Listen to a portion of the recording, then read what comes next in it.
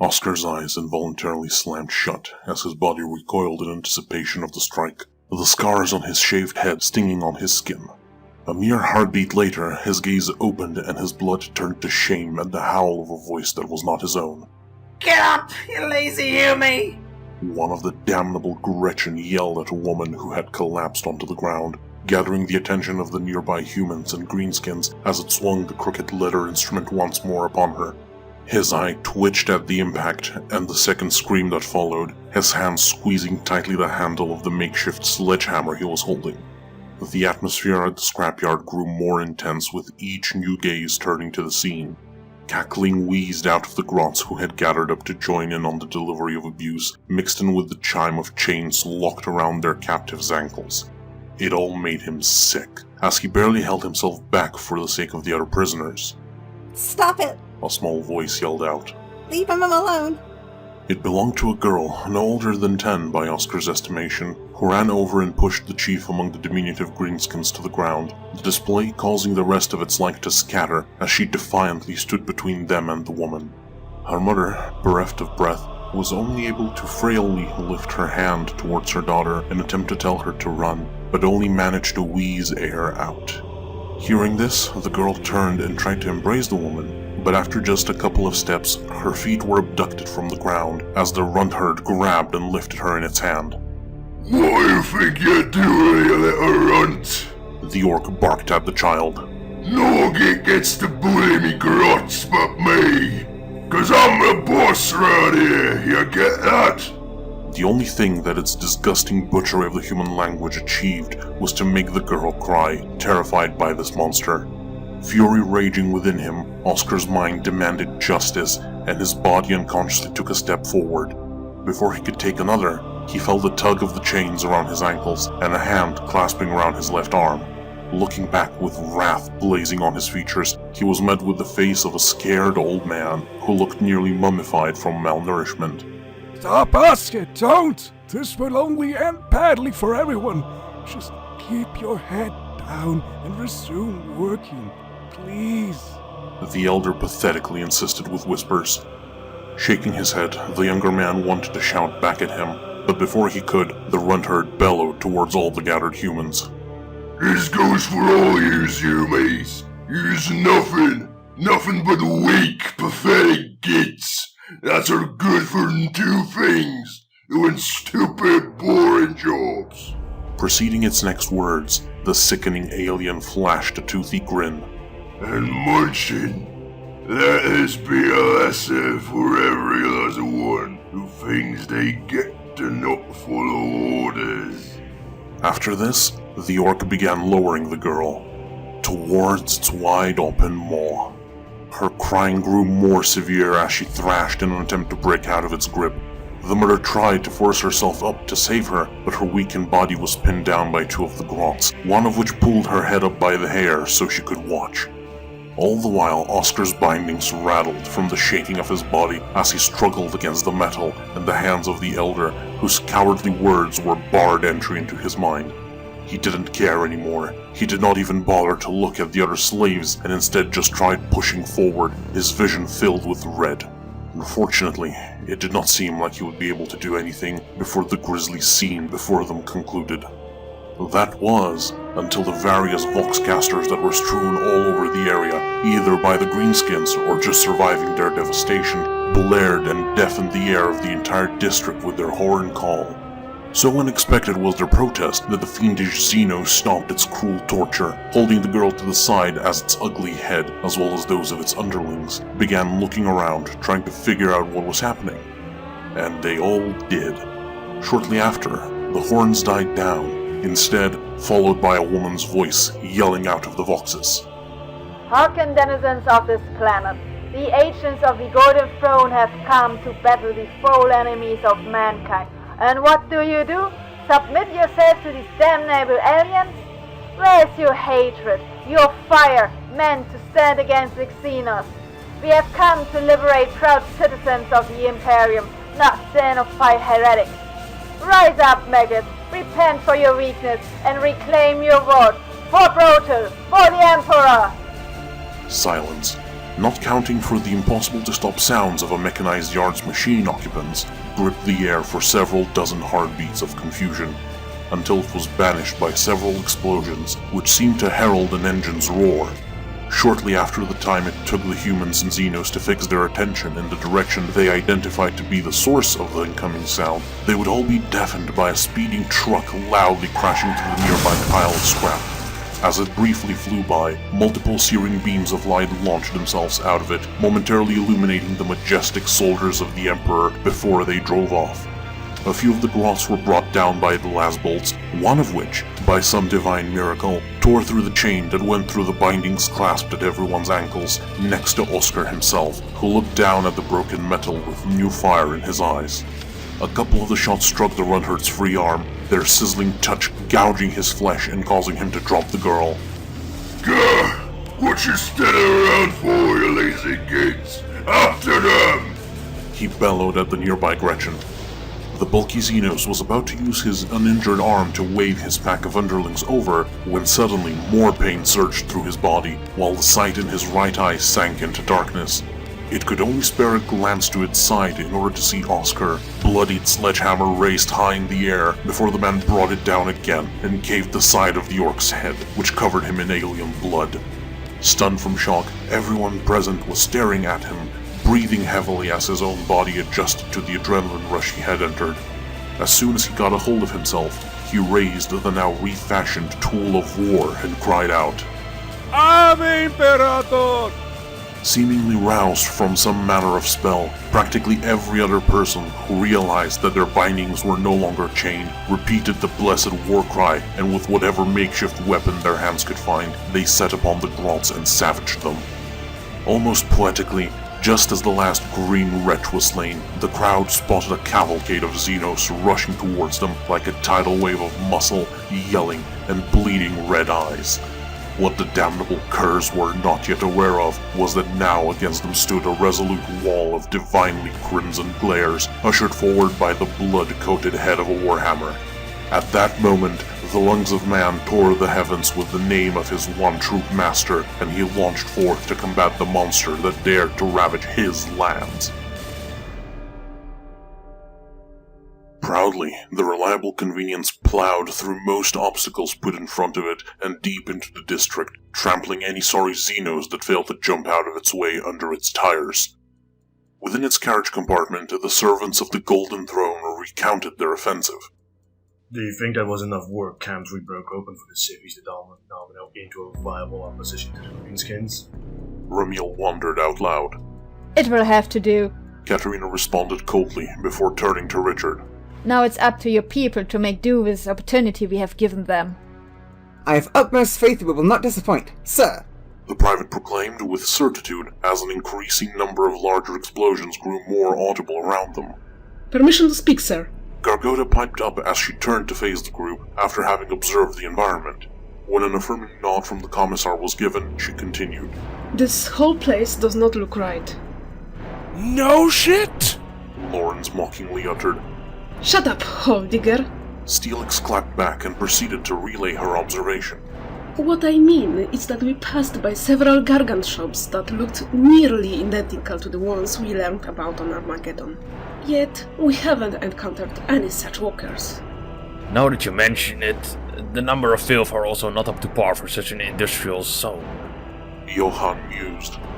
Catching on to what this entailed brought momentary silence to the gathering as they processed the information. When a conclusion was reached, Dusk would be the one to voice it. If the Xenos have begun quitting this hive en masse, that just means we need to hurry in making our own extraction if we want to outpace them to Taihaden. Solid observation, Gus noted before calling over to their driver. Speaking of, how much further, suit?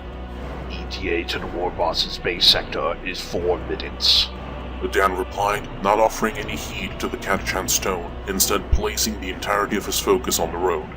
After giving another nod of acknowledgement to his information, Katerina stood up and addressed her squad.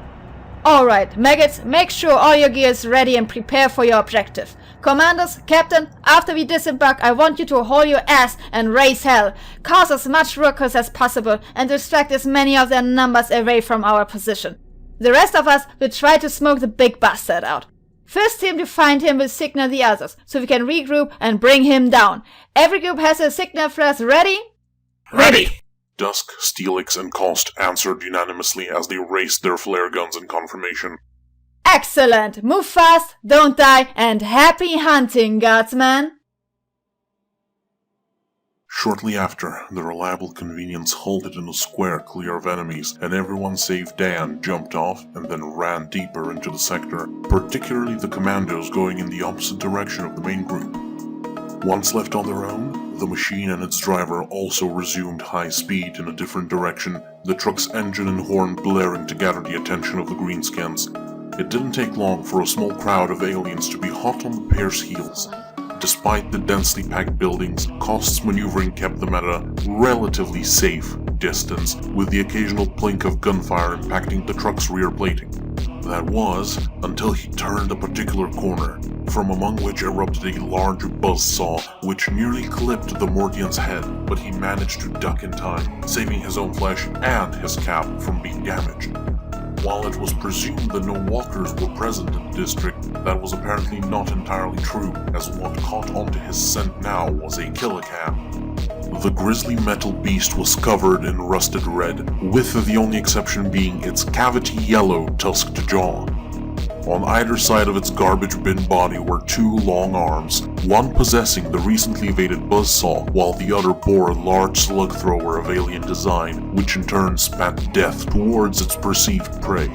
A malignant green eye near the center of its body kept track of said target as its robust legs hurried after it.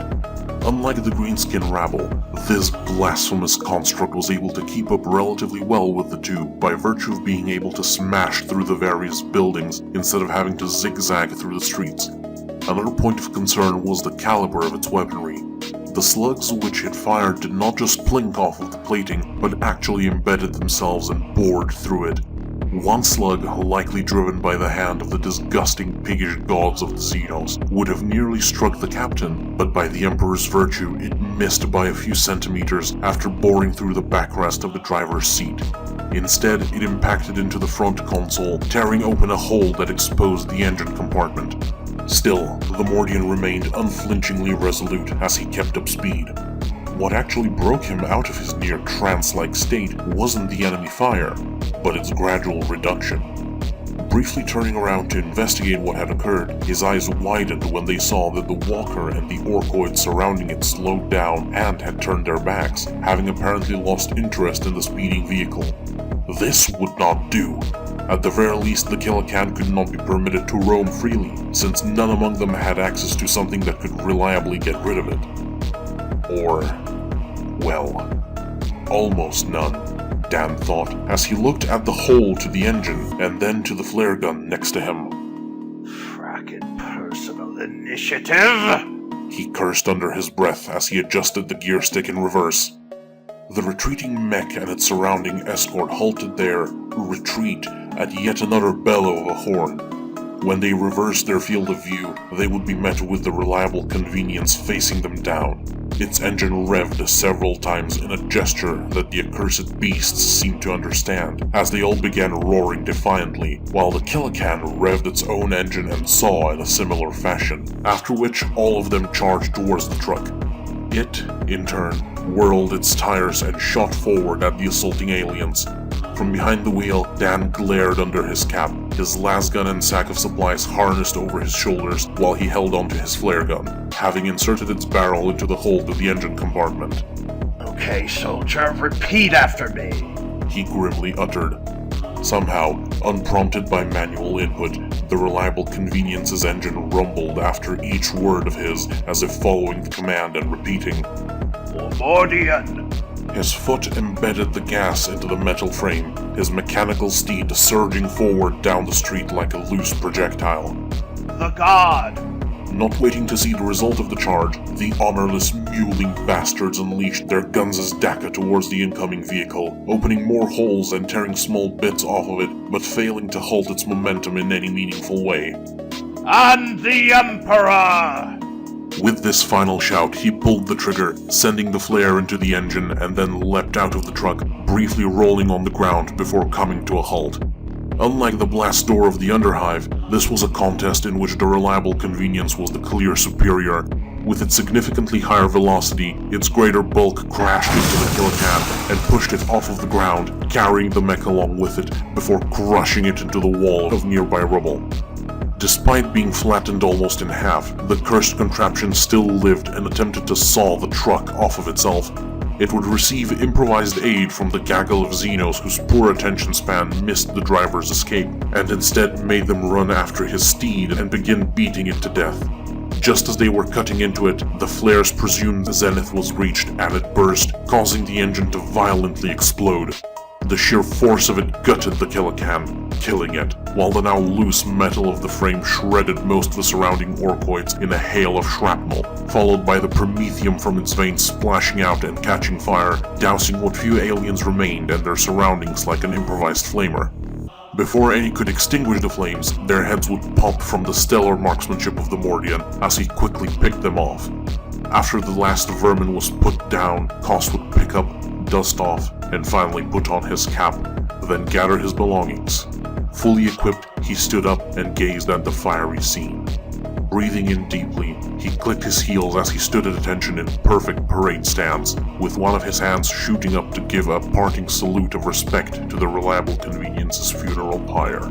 He remained motionless in this pose for about a dozen heartbeats before the ground shook slightly and his side glance caught a glimpse of something bright shooting up high in the air.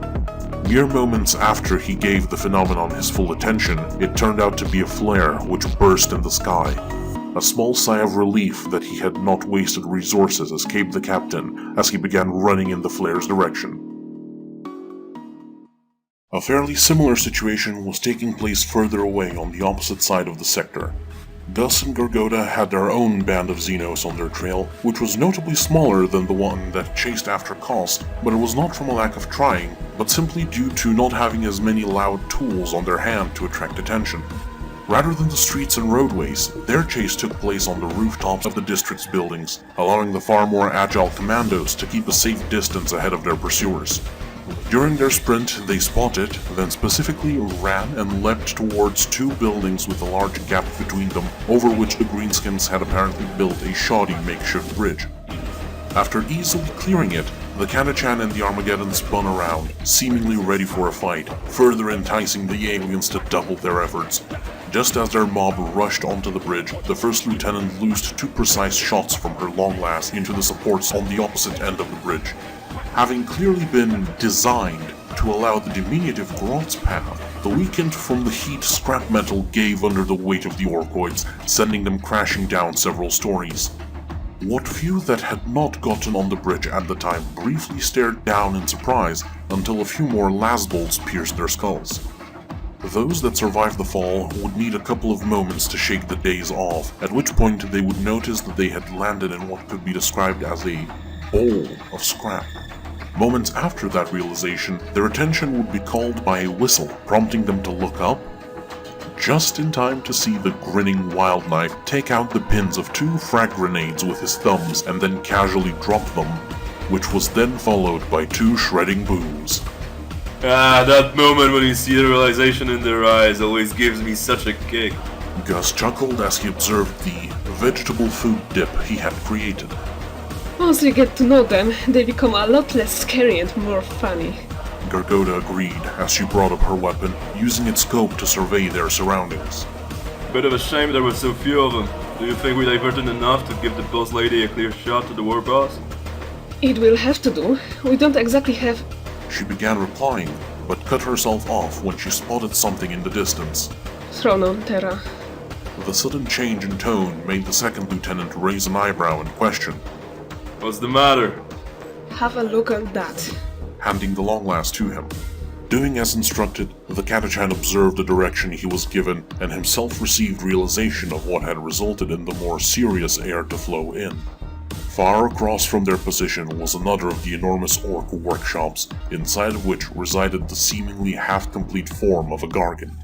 All around it he could see tons of both the diminutive greenskins and their orcish Mechanicus counterparts running around, attaching what looked like large fuel tanks and likely hurrying to finish the construction so they could join in the chaos that was being unleashed. That's one giant, ugly motherfracker. He commented as he returned the weapon to its owner, then walked to the other end of the roof, trying to get a better read on their surroundings. If we could somehow get to it and send it sky high, that would probably gather all the orcs in the whole district. But we can't really do shit to it with just a few grenades. Steelix mused with a sigh. Behind her back, Wildknife's own demeanor changed, his eyes and subsequently smile widening as he said, Might not need to waste our nades. I got an idea. So we better brush up on your grunty language. This time, it was the Armageddon's turn to look back at her squadmate with a raised brow. Further down, a truck was dashing madly towards the nearest source of fighting that it could find. Its model was a hefty troop transport with a single driver in an enclosed cockpit, save for one thin hole in the back, which was used by the Rundherd that was the prime passenger to use his beating stick on the driver. In addition to the two orcs, the open carrying compartment had a handful of grots as well, being the Handler's posse. Distracted by the engine roar and the sounds of fighting all around them, the orc behind the wheel barely noticed a few Huey pea shooter shots, followed by two notable clangs on the metal of his vehicle and a brief sound of scuffle which suddenly died. What the zog's happening back there? He demanded. Before he could turn his head to look through the hole, the Rundherd yelled back at him. Keep your eyes on the road, you git! Some of the runs got uppity and tried to use of the looted shoot us, so crampen. The power behind the yell of the bigger orc made the driver keep his gaze locked forward. Shortly after, though, his brain processed that something wasn't too right, prompting him to ask, Oi, hold up! I don't remember any groats having any shooters. And what happened to your voice, biggin? They had some, kept it hidden, and shoot me in the neck. So that's why my voice sounds off. Confusedly, the smaller orc raised a brow in thought.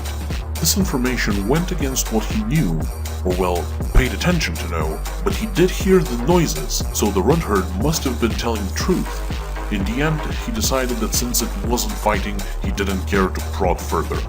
However, his confusion would return after the bigger orc's next words. Anyways, we got sawdust from the boss of the Taki Squeak. Wait, since when are you good at talking squig? Wait, what is a talking squig?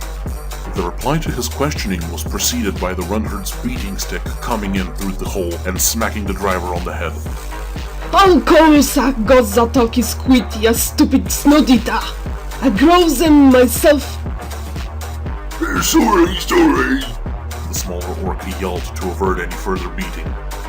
Okay, so what's the boss say? He says some of them big homies inside the gargant that's being built over yonder. Space Marines. At the mere mention of the proper killy Yumis to Crump being around, the driver's blood flushed with adrenaline and excitement. Serious? Boy, that's grand! But how them Yumis even get inside a half-built gargant? Another smack of the beating stick was delivered to his head. I don't know and don't care. Who's getting a right proper scrap today? Boss says to get in the red fast and not stop for anything. And first get in, the fancy helmets. Get to keep all the flashy duck and goobits from them. His excitement was further enhanced to the point where most logic was discarded in favor of speed. You got it, Rundherd! In a sudden jerk, the vehicle turned away from its current path and diverted itself towards the last active Gargant workshop. Said excitement would somewhat begin to die down when they began approaching the actual location, particularly after the driver saw multiple grots and mechs start forming in front of his path and waving their hands in a gesture for him to stop. Drive into the Gargant! What? You heard me, Yagit! Drive into the Gargant! But wouldn't that be bad? And why is all them mechs waving us to stop? Them's just gits that want to sneak the Space Marines first. You want the boss to be happy and give ya goobins? You push that pedal hard and drive into that Gargant so we get him first.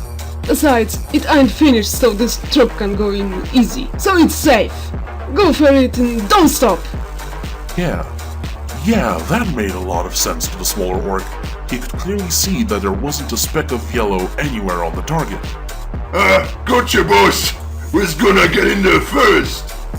Otelot! War! The runt-herd yelled. The driver repeated the war cry and began to cackle madly, embedding the gas past the floor of the truck. So overwhelmed were his senses that he did not notice all of the sound of someone jumping off of his vehicle. Zealously, he trampled through the other greenskins that stood in his way and rammed himself into the Gargan's frame, right into its fuel tanks. Getting up from their roll on the ground as quickly as possible, Gergoda and Gus broke into one of the nearby buildings for cover, crouching down and plugging in their ears.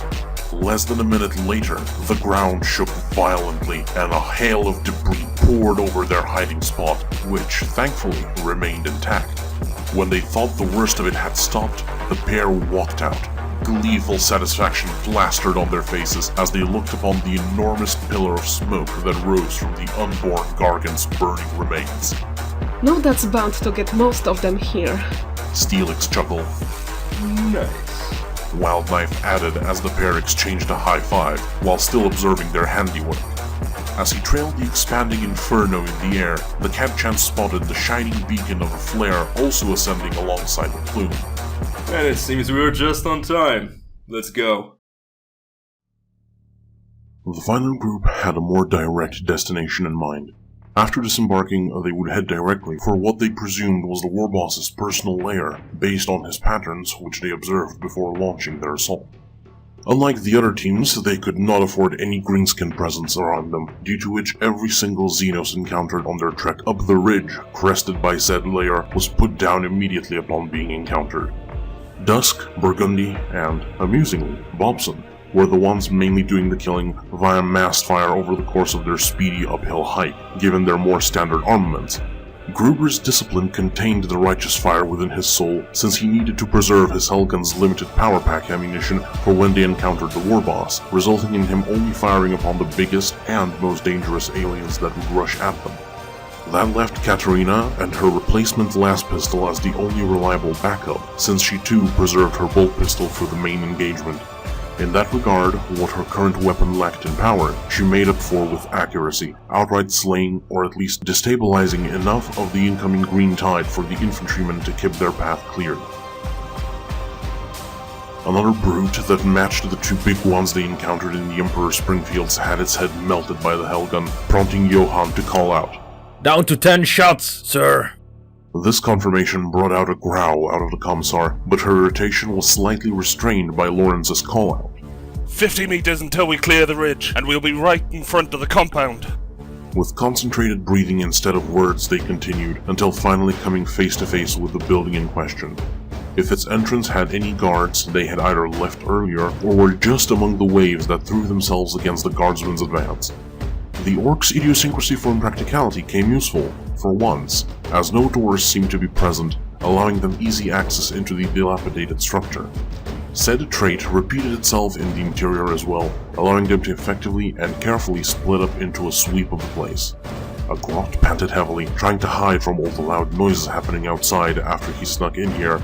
It poked its head around a corner to check if the coast was clear, and as it did so, Richard's bayonet went through its skull before the private kicked the limp body off. He spat on it before shouting out, "Once more for eliminated. Clear." confirming that the sector he swept was secured. Shortly after, the corporal, sergeant, and finally the quartermaster issued their own confirmations, all sharing the fact that they had not encountered any Xenos to kill, unlike their junior in rank. When they regrouped, the Krieger reported, "Whole complex is deserted. Definitely in a rush, since I found several big stockpiles of weapons and other various things. Likely the scum's choice object of value." The distraction seems to have worked too well, getting the damning creature's attention to move like this without even support the rockets. Okay, we've established that the war boss isn't here. Where do we go to try and find it? Richard questioned. As if to answer him, a loud boom became audible, followed by the ground shaking.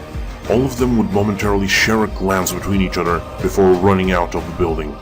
Upon exiting, they would be met by an enormous plume of smoke in the distance, and the backs of 3 gargantuan orcs, one of which towered over the other pair, who were also looking at said plume. Sergeants! Katerina yelled, dropping the last pistol and pointing forward her Godwin in a blinding fast motion, continuing with, Everyone, fire! Before she had even finished the command, the Cadian drew the flare gun with similar speed and fired it upwards, just as he and the other 2 infantrymen unleashed a torrent of last fire. Alongside them, Gruber loosed 3 discharges, and Arconi aimed a single bolt towards the war boss's head. Unfortunately for them, the 2 smaller orcs were apparently paying attention and wheeled around as soon as they heard the commissar's voice, clamping together a pair of massive metal slabs like shields, which blocked all of the incoming projectiles. Raising her hand, Katerina made her soldiers cease their fire. Once the cloud of dust and smoke cleared, they could see that the shields sizzled with melting metal, but their overall structure was intact. Their wielders were similarly encased in heavy, unpowered plates, with thick helmets presumably made in mockery of the human concept of knights. Surprisingly, they were silent, but that was likely because the largest among them spoke next. Standing back up after apparently crouching behind the shields, the war boss towered over its underlings by a full head. Unlike them, he bore no armor, just a crude-looking top, pants, and boots, save for the iron jaw around his neck. In another break from greenskin convention, at least as far as the 5 knew, instead of pieces of metal or bone, what mimicked the teeth of this orc's iron jaw were pieces of ammunition, with what looked to be the shells of a small cannon forming the tusks of it. All of them rattled as the beast shouted, Did you not do all this? Thought you could just run in here, rattle me boys, break me gargants, and steal me goblins? I sorgen Dexio I will, 'cause I'm bloody boss Dackerjaw. Just as he finished, his guards jumped to the side, acting like a parting stagecloth in revealing their piggish master's armament. In his clutches, the enormous orc held some kind of amalgamation of numerous guns, welded, tied up, or nailed. The sheer variety of firearms were squished together in the visage of a metallic honeycomb that was still attached to a hive, the backside of which presumably contained the trigger gripped by the war boss, whose other hand held onto a handle further out to the weapon's front. The final detail of note were the several tails of ammunition ranging from small arms to grenades, which leaked out of the absurd construct, all of which served to widen all of the guardsmen's eyes. Back inside! Arconi ordered, her squad synchronously turning around with her and running deep into the building. Whoa! Dackerjaw bellowed as he squeezed the trigger almost to the point of bending it out of shape. After only a couple of seconds, his miniature handheld Space Hulk vomited forth a seemingly unending colorful tapestry of Daka. Him and his boys laughed maniacally as the torrent of ordnance mercilessly mulched through the metal and rockcrete. Pinned deep inside, the demi-squad sparsely convened as destruction reigned around them. Sir, what are your orders? Lawrence tried yelling through the cacophony of ruin. Having apparently heard him, the commissar did her best to call back. We have to get the thing's attention off of us. Try finding a way out and regroup. Her words were interrupted by one final explosion, followed by multiple metallic cracks, heralding the building's collapse. Outside, the greenskin's laughter slowly grew more audible as Dackerjaw ended the stream of his namesake, choosing to delight in the death of the structure. Lurching slightly, its obliterated husk tore itself under its own weight and crashed down into a pile of rubble and rebar. Not long after, the final pebble that was thrown into the air fell back to the ground. The orcs gradually calmed down. Well, that had to do it. Now it's just gonna wrangle back all the humans and me stuff's gonna be just fine. Dackerjaw declared proudly, closing his eyes in satisfaction as he grinned smugly. Several heartbeats later, however, his eyes shot open, his face painfully contorted in panic, and he yelled at the rubble pile. Me stuff! Immediately he prodded his knobs with his megashuta, adding, Go in there, digging! Suddenly there was movement among the debris. Following its noise culminated in the Xenos seeing one of the bigger slabs get pushed out, allowing the green and black armored Humies to crawl out. Upon confirming visual of the aliens, the pair briefly nodded at each other before hefting their lasguns and breaking out into a sprint down the slope on the side of what once was Dackerjaw's lair. He briefly followed their path before his teeth grit with a near metallic screech, and he then yelled at the knobs. And get your zoomies! They momentarily froze up from the sudden outburst of rage from their boss, but quickly recovered and thundered on after the escapees. Dakajaw himself adjusted his stance in preparation to heft his Megashuta, but his intentions would not come to fruition. Crackling through the air, 2 Hellgun last bolts impacted directly onto his gun, turning it into molten slag in his arms. Before his brain could even process the sudden dose of wrath that was set ablaze in his veins, something else thundered and impacted the bottom of his iron jaw on his left side and detonated. His decorations fell and burst around him, while the round that caused their dismantling left the side of his jaw flayed to the bone and bleeding. As soon as he recovered, he turned to search for the source of this insult, his eyes landing upon the dusty bodies of the pointy hat and gas mask Yumis standing on the opposite end of the broken structure and closer to the cliffside crest of the ridge it was built upon. Shutas levied at him. Nearly liquid fury seeped out of his being as he shouted, "Those were me favorites!" and charged. While that transpired, Lorenz and Ramil found themselves in a near equally unenviable position. Despite the walls of the room to their demi-squat had occupied holding up most of the bulk of the ruin that nearly crushed them, apparently there were some residual subdermal injuries suffered, since their running was nowhere near as potent as when they escaped from the Underhive, a fact made blindingly obvious by the trash heaps of flesh and metal that were gaining on them. It was a feat most surprising to the guardsmen, despite the fact that they were running downhill. Got any enlightened ideas, Your Holiness? A few. Die standing, find out how far a coward can run before it dies, or pray to the Emperor for an option 3. Are you calling me a coward for following orders to get them as far away as possible? You cunt! I have faith that we've crossed that threshold, and that now is the time for valor. Exasperatedly, Dusk shook his head in agreement, after which the two whirled, intending to empty their clips in a glorious last stand, however short it may be. Just as they did so, after the surging orcs, in the periphery of their vision they noticed something leap off of one of the nearby buildings. The midday sun revealed the assailant to be Gus, who landed on one of the Nobs' shoulders, wrapping his legs around its neck and one arm around its head for stability, then jabbing one of his knives through the eye slit of its helmet. A sudden howl of pain tore itself out of the beast, which dropped its shield and club as its unarmored arms began flailing in an attempt to grab onto the Catachan, who in turn yelled at the pair. "First support incoming! Take the other one!" Not really understanding the Humi speak, the other Nob chuckled amusedly at its peer's misfortune. Its mirth would be ended when its back sizzled with a hot pain as the Maccabian and the Cadian unloaded their packs into it. I guess the Emperor doesn't want us to die today. We have a chance here! The sergeant loudly said with renewed vigor as the two ejected their now empty power packs. I'd agree with that, but that doesn't seem to be working at all. The corporal replied in a similarly amplified tone as they clipped in fresh packs in near unison. Got any tactical ideas, Sarge? For now, we should... Whatever train of thought Lawrence may have had was utterly derailed by the roar of the second Nob, which once again barreled down after them, shield raised to protect it against any further incoming fire. Evasive maneuvers! Evasive maneuvers! The Cadian shouted, prompting himself and his companion to again turn in an unlikely attempt to avoid the thunderous charge. Moments later, Gergoda arrived on the scene, on top of the same building Wildknife had leapt from. Immediately she focused her scope on the assaulting orc, but her attention was grabbed by a shout of pain. The other Xenos had managed to grab and pry the second lieutenant off of itself and threw him back first onto the ground, evicting the air from his lungs. The blood-crazed creature then grabbed a huge chunk of nearby debris and lifted it over its head, intending to splatter the Catachan before he could recover.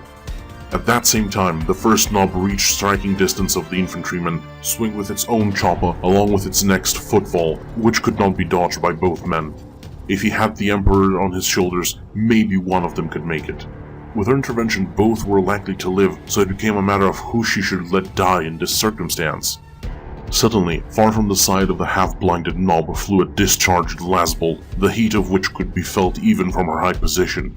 It struck and blew off both of the orc's elbows in nearly the same time. Robbed of those key tendons, its grip on the large chunk of rockweed failed and the stone mass fell on top of its head, the impact causing the alien to fall down on its back. Thankful for the intervention, Steelix once again honed in on the other greenskin, letting loose a hotshot lasbolt from her longlass. It went between the plates of the Nob's greave, piercing and melting through the ankle of its foot that was coming down. When it connected to the ground, it was not able to compensate for the large amount of weight pressing down on it, ruining the orc's balance, causing its strike to miss both of its intended targets. Due to the force put into said strike, however, it pulled the destabilized body forward, causing the beast to fall flat on its face between the Cadian and the Maccabian. The pair only spared a blink of their eyes at each other before jumping on top of the creature and sinking their bayonets in its neck. Their strikes were placed in a manner that allowed the muzzles of their lasguns to go under the orc's helmet, at which point they pulled their triggers, emptying their new packs directly into its head, until it was nothing more but roasted mulch within the metal encasing it. Relieved from the development, the first lieutenant raised her scope to try locating the source of divine intervention that hated them. Her search would not take long, as a somewhat mired form of Kost came running into view to their position. Gus was still breathing heavily, pumping as much oxygen into his body as possible so that it and his surging adrenaline could get him back on his feet. The sun's baleful glare into his eyes did not help with that at all. Thankfully, it was blocked by someone stepping above his view. Just as Wildknife's vision cleared to identify the saintly visage, Burgundy extended a hand down to him while saying in an amused tone, "It is no time to be lying down on a job, soldier." So you guys needed some help. We ran over as fast as we could. The Catachan replied as he reached up to take the offered hand. "You magnificent son of a bitch." Ramil chuckled as their hands clasped and he pulled the larger man up. By Drusus, you're the last man I expected the Emperor to support their rescue. Now elevated, the second lieutenant could see that their unit began to reform. The first knob slightly groaned and attempted to move, but would not get the chance as Gargoda put 2 quick shots through the holes of its helmet and into its brain. Before any other form of pleasantries could be exchanged, the Mordian cut in. Enough chit-chat.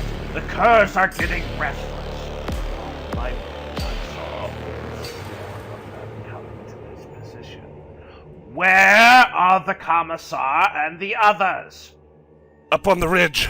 Lawrence pointed up. She told us to get these two away, so their group could focus on bringing down the war boss. Then cease dawdling and get a move on! The captain commanded and continued running up, followed by the rest. Drowning the surrounding area with its disgusting war cry, Dakajaw's immense stature carried itself with uncanny speed. Katrina and Johan fired back at it as they retreated further up, but neither of the 2 bolts or 3 discharges landed a proper hit. When the warboss ran by the collapsed building, Richard jumped forward, trying to stab it with his bayonet, but he mistimed his attack.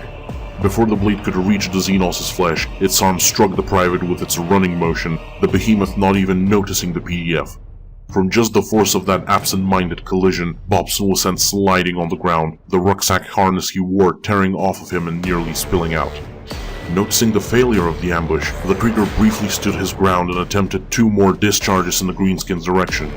Only one of them would hit, but unfortunately, Dakajaw managed to raise his left arm to protect his head, causing the shot to only leave a large hole in his forearm. Gruber had no time to pull his trigger again, as the lurching beast reached his position and swatted him away with his right backhand, sending him to crash on a large slab close to the Brutalian's position, knocking him unconscious. This left his path towards the Humi boss wide open, allowing him to freely rampage forward and engage her in close quarters. Contending with the behemoth was an abysmally similar experience to her fight with the mech boy for the Commissar.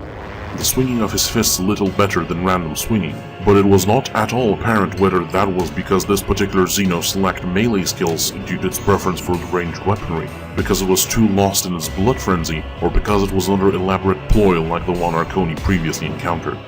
Regardless of it, she would not make the mistake of underestimating him like she did the last Orc-Shi duel. Unlike the mech boy, however, this bastard was woefully different in one aspect, lacking proper armor and weapons. Her saber's power field gleefully activated, and she swung it in an attempt to parry a slap from Dakajaw's open left palm. It effortlessly chopped off the 2 lower fingers and their segment of the hand, giving Katerina the space she needed to avoid being struck by the remainder of the appendage. What she did not account for was the strength of the gust that the open swing had created. It forced her up from her crouch and back a couple of steps, nearly sending her to her doom as she almost stepped off of a high cliff. In an instinctual reaction to get her bearings, she turned around for a couple of heartbeats, seeing that they had reached the very crest of the ridge. Less than a step away from her current position was the tall cliff edge that descended for nearly 50 meters. What came as an extra shock to her was the sight of a massive mob of greenskins running towards their position in the distance. These precious few moments of distraction would prove to be an even worse downfall than actually falling down the cliff, as the war boss's right arm grabbed almost the entirety of her upper body in it, tearing out a muffled scream of pain from Arconi due to the crushing pressure. Said scream was apparently still audible enough to reach into Richard's mind and pull him back to consciousness. When he fully came to, his eyes widened in terror and then wrath upon seeing his commanding officer in the clutches of the damnable creature. He used this newfound fire to grab his last gun and pick himself up. Finally appearing less crazed, Dakajaw lifted up his catch, bringing her closer to his face as he spoke in as chilling of a tone as possible for an orc. You's the one that hyped me out, broke me mega shooter, and ruined me jaw. Oh, you skits is getting crumped. I want you to scream as I squeeze your guts out of yous for doing all that. He then began to tighten the squeeze of his grip, eliciting another cry of pain from his captive. Seeing her suffer made the abominable Xenos chuckle grimly. His amusement would be interrupted by someone shouting at the top of their lungs, a shout that also seemed to wake Johan as well. Both Dakajaw and Katarina were barely able to look in its direction before the screaming private lunged, impaling his bayonet in the side of the orc's chest a little under the armpit, and then fired his weapon on full auto. Just as he did so, the quartermaster tried lifting his hell gun, but several disapproving hisses from it informed him that it was in need of repair before it could be used again. Gruber cursed in his mind when his side glance caught a glimpse of something gold reflecting the sunlight at him. Turning his head, he saw the Aquila piece of cloth the Bertolian had worked on, next to a long metal pole. Reeling from the smaller Humi's assault, Dakajaw bellowed as well, before getting a hold of himself and swatting down at him with his right hand. From the strike, he lost his grip on the one with the pointy hat, but sent the small red one crashing into the rubble, an exposed piece of rebar piercing through Bobson's back on the side and sticking out a hand's length out from his midsection, making his body go rigid. Already, you stupid Humis! He began to yell when a similar piece of rebar was thrust into the base of his spine by the deathly silent Krieger, driving the metal as deeply as possible. Due to his greater bulk and ramming speed, the quartermaster made the war boss stumble forward, surprised by the unseen attack. By what could only be the Emperor's grace, the tables had truly turned, as Katarina, who had just recovered herself, rolled out of the way as to not be stomped by the giant orc's boot. It attempted to reach back and grasp Johan with its left arm, but before it could, the power saber lopped off its forearm in the motion it took Arconi to get up, following which she shoved the head of her Godwin inside of the hole Richard had created and fired a single bolt into the Xenos' bowels, before jumping away to the side. Mere heartbeats later, Dakajaw's torso momentarily inflated as the round detonated inside of him. Smoke and blood poured out of his side wound and his maw as he stumbled for a couple more steps, falling forward on the ridge crest, his right arm dangling down as a slurry of mulched guts began to leak from his mouth. It was at that point that the rest of the squad made it to their position. Dan, Gergoda, and Ramil deployed on the ridge crest and began laying down fire on the incoming greenskins, while Lorenz rushed over to Richard's side. Ah, hell, kid! Kid, stay awake! Bloody cock, you're losing a lot of blood! He hurriedly spoke as he pulled him off of the rebar. As he did so, Bobson coughed out blood and frailly spoke. Sorry, sir. Zip it! Focus on staying conscious. Cadian, get over here and fire! Gus yelled at him as he ran by, using the running start to pitch a grenade he had unpinned. Emperor, damn it! Dusk cursed as he dragged the Brutalian along with himself to the ridge and began firing down. A few other Xenos had begun climbing on the squad's side, causing Ramil to shift his focus and begin gunning them down to the best of his ability. Dakajaw coughed out more of his insides and attempted to lift his head. His effort would be in vain, as Gruber, who had climbed up on the orc's back, drove the metal bar straight into the alien's skull as Katarina walked over to the beast's side. Looking down, she was glad to see the creature dead. However, she was surprised to see the bulk of the incoming orcs slightly halt and look up at their position in concerned awe. That was the best approximation she could make of their faces, if that was indeed an emotion possible for the vermin to exhibit. Her confusion would be slightly dashed when a flutter of cloth caught her attention.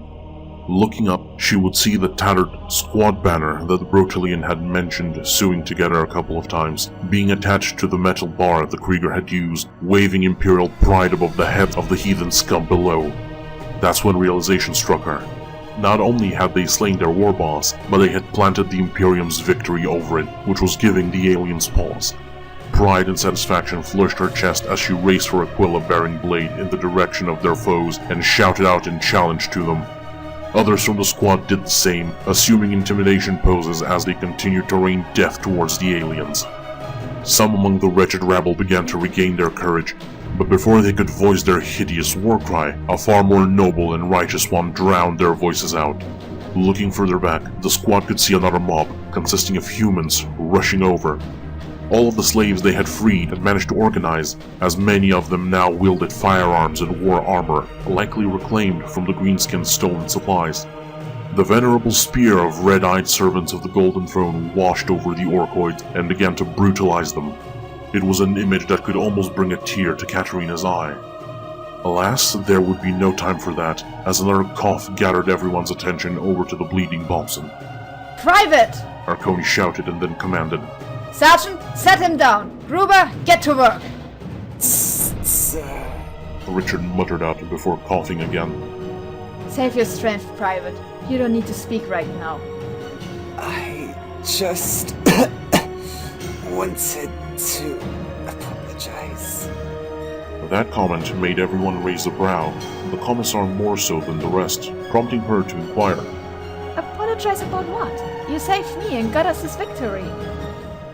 For acting so rudely around you and Johann because of your relationship.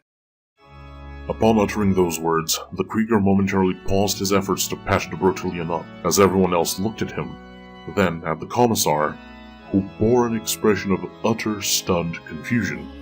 Her mind was furiously trying to process what the young man meant, but despite the effort, she could not come up with anything that even approached a meaningful explanation. What? With Gruber? What delusional grug shit are you spouting, maggot? That time, a couple of nights before, we counted the gangers. Near the end of my shift, I saw Johann sneak it over to your tent, and got curious. I'm sorry, I should have, but I'd heard it all, and want you to know that I wish you a good life together after all of this is done. Those seemed to be all of the words Richard had the breath for, as his mind drifted into darkness.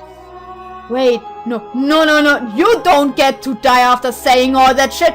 Do you hear me, Private? Katarina yelled, as she also knelt down, trying to shake the man awake. Private! Richard! Private Richard Bobson, do you hear me?